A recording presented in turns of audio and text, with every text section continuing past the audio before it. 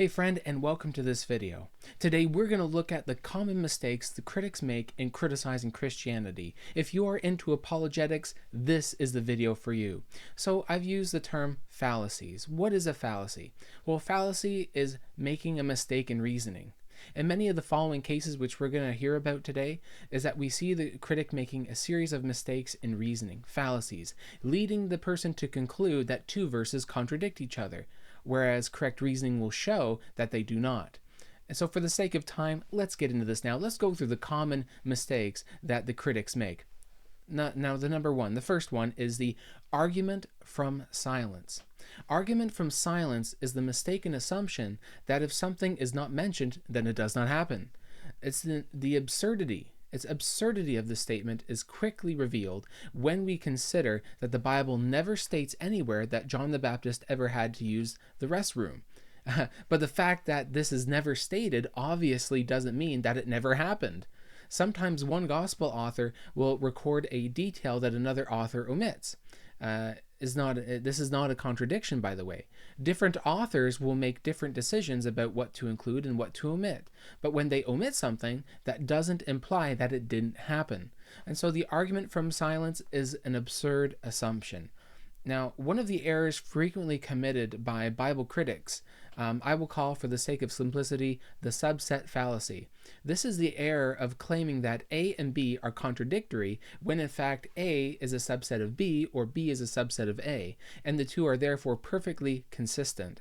For example, 5 is a subset of 10. It is not contradictory to 10. So the statement, I have 5 fingers, is not contrary to the contradictory statement, so-called, is that I have 10 fingers. Since 5 is a subset of 10, basically anyone who has 10 fingers necessarily has 5 fingers and 5 more. You see what I mean? The subset fallacy is actually one type of argument from silence, because the fact that an author does not include some details or persons in his account does not in any way prove that they did not exist. So one author may state Jesus healed a demon-possessed man, whereas another states that Jesus healed 2. This is not a contradiction, because if Jesus healed 2 people, then he necessarily healed 1 or perhaps even more. So the first, for example, one author or a first author didn't mention the other person for whatever reason. Perhaps the second healing was less noteworthy, so it was not included. But that doesn't mean he didn't exist. Now, if the first author had written that Jesus healed only 1 man, and in that same sense, then there would be a problem. So if the person had written, let's say the gospel author had written, that Jesus had healed only 2 men or only 1 man, and the second author stated that he healed 2 men at the same time and in the same sense, then there would be a problem. But no such problem is found in Scripture. Another fallacy or mistake that critics make is the bifurcation fallacy. This is a false dilemma, also called the either-or fallacy. It occurs when a person asserts that there are only 2 exclusive options, when in fact there is perhaps a third possibility. So either the traffic light is green or it's red. This is a bifurcation fallacy, because the light might be yellow too, right? Either a person is justified by faith or by works. This is a bifurcation fallacy, because a person can be justified by faith before God and justified by works before man. So one critic makes this very mistake. Critics make this mistake. Now, there's the next one is the equivocation fallacy. This is when a person shifts the meaning of a word within an argument. For example, James 1:13 teaches that God cannot be tempted. But Hebrews 4 verse 15 teaches that God, or Jesus, was tempted in all things. So here there's an apparent contradiction, right? But the word tempted is used in 2 different senses. Remember, the Bible is a translation from an original text in another language. So you have Koine Greek and Hebrew, for example. So the word tempted is used in 2 different senses. It can mean tested, which Jesus was tested, or it can mean enticed, which Jesus was not. It is no contradiction to affirm that Jesus was tested but never enticed. See, critics make this mistake. Now, another mistake they make is the semantic range fallacy. It occurs when a reader determines a word's full semantic range, all the possible meanings that the word might have, and then chooses a definition that suits his preconceived interpretation. rather than allowing the context to constrain the meaning. Context determines the meaning of a word, not the reader's preferences. We don't want to read into the text, by the way, which is called eigesis. We need to do exegesis. Next, semantic anachronism is a fallacy. Semantic anachronism. It occurs when people import a modern meaning of a word into a text where the word did not have such a meaning at the time. We have to remember that the Bible is a historic book written, well, the original text written thousands of years ago, and so words change over time, by the way. So, for example, suppose someone claimed that one Bible clearly endorses extraterrestrial life because many biblical laws have instructions on what to do with the alien, like Numbers chapter 9 and Numbers chapter 15. But the biblical word translated alien refers to a foreigner, a human being who is not a native or a citizen of the land. It doesn't have anything to do with aliens like in the sense that we think of today from extraterrestrial life, right? Another fallacy that's made is the sweeping generalization. The sweeping generalization fallacy. It's the failure to recognize that some principles are stated as generalizations that have some exceptions. One book of Proverbs, for example, is a collection of such generalizations, things that are generally true in most circumstances, but that have some exceptions. It is a sweeping generalization fallacy to claim that an exception is contradictory to the general trend. It is not a contradiction to state most of the time A, but occasionally not A. It's not a contradiction, just a law. For example, divorce is generally unacceptable. In fact, in all cases except infidelity, the Bible teaches. It is therefore not a contradiction to state that divorce is acceptable, not sinful in cases of infidelity. Yet the critic makes this mistake, okay? Now, the next one is failure to do textual transmission analysis. It's another mistake that critics sometimes make. Textual transmission analysis, sometimes called textual criticism, is the science of discovering the wording of the original text of Scripture where minor variations exist. Christian claim is that the original text of Scripture is penned by the authors, was infallibly guided by God, and thus has no genuine errors or contradictions. Now, we recognize as pastors and Bible workers and leaders in the church, we recognize that the process of copying the text of Scripture over the centuries is not perfect, and a few scribal errors do exist, causing slight variations in some of the ancient manuscripts. Variations are minor, but they do exist. I want to remind you that we think of today as printing as that, we hook up our laptop or a computer to the printer, and whatever we text and type exactly comes out on the printer. But back then, they didn't have printers. They didn't have computers. They had people that had to handwrite everything.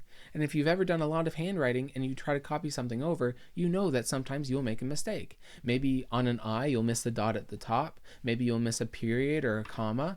These things happen. So variations are minor in the Bible, but they do exist. Sometimes critics will point to scribal error in a manuscript variation and claim that this contradicts another text where no such error exists. But this is not a genuine contradiction in the actual original text of Scripture. For his claim of a genuine contradiction to be legitimate, the critic needs to show that there is actual manuscript evidence that is not a scribal error and that the contradiction was in the original. Bible critics occasionally make this mistake, although it is not as common as one might suspect. A next fallacy or mistake people make is the genre fallacy. Genre fallacy is the failure to read a text in a way that is consistent in its style of literature. The Bible contains several different styles of literature: history, poetry, prophecy, and parables, and they are not to be interpreted in exactly the same way.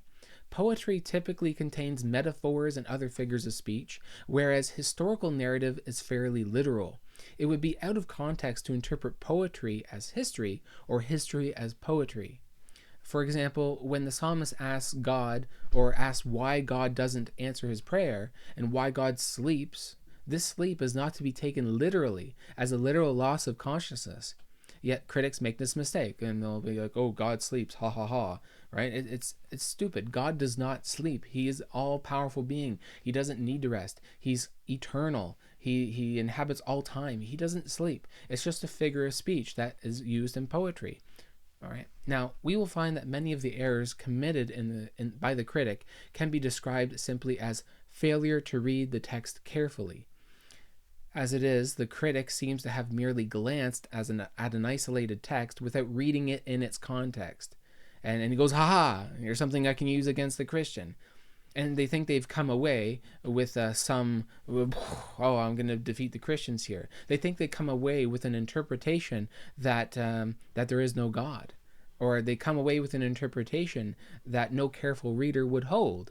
It would be silly to say that the Bible claims that there is no God in Psalm 14, verse 1, because in context, this verse actually says, the fool has said in his heart, there is no God. So this is precisely the kind of mistakes they make. And let me tell you, the fool does say there is no God. We look around, there is a God. Yep, just try to stone me on the internet, eh? Some of the critics' errors I can only describe as a bluff, right? Some critics have just a pure, undefiled hatred for God and Christianity, and they bluff. They bluff their way to attacks. They bluff their way to tear down the faith. And you got to realize it for what it is. So there are instances where there is not even an apparent inconsistency between the verses listed, but then they somehow find it, right? So no rational person would conclude, even for a casual first look, that the verses listed that are used by critics sometimes are contradictory. It seems that the critic has merely bluffed, listing verses that are not remotely contradictory, and has hoped that no one would bother to check. And sadly, most people probably don't. So that's why you, as an apologist, you as a budding defender of the faith, wants to check the text. Do it. Now, there's specious reasoning. It refers to an illogical leap, where the critic's conclusion simply does not rationally follow out. Suppose a critic claimed that the statement Agag was executed is contradictory to the claim Agag had many descendants. This would be an example of specious reasoning, because there is no logical reason why Agag couldn't have children and then later be executed, right? Now, his children and grandchildren will not suddenly vanish, then later be executed. His children and grandchildren would not suddenly vanish at his execution, right? This is the point I'm making here. And yet, this is the sort of silly reasoning that we see in the critics' examples. There are tons of claims and contradictions that they make, and I've just outlined a couple here today, but I believe that this will help you and help you win in the realm of the critic's den. You see, as Daniel entered the lion's den, so are we as Christians in the lion's den, surrounded by many who hate God and hate religion, especially in North America. And it's our duty as apologists, our duty as good, faithful men and women of God, to give people a reason for the hope that is in us with meekness and fear. I hope and pray today that this video helps you in that endeavor. May God bless and keep you until we meet again. Blessings.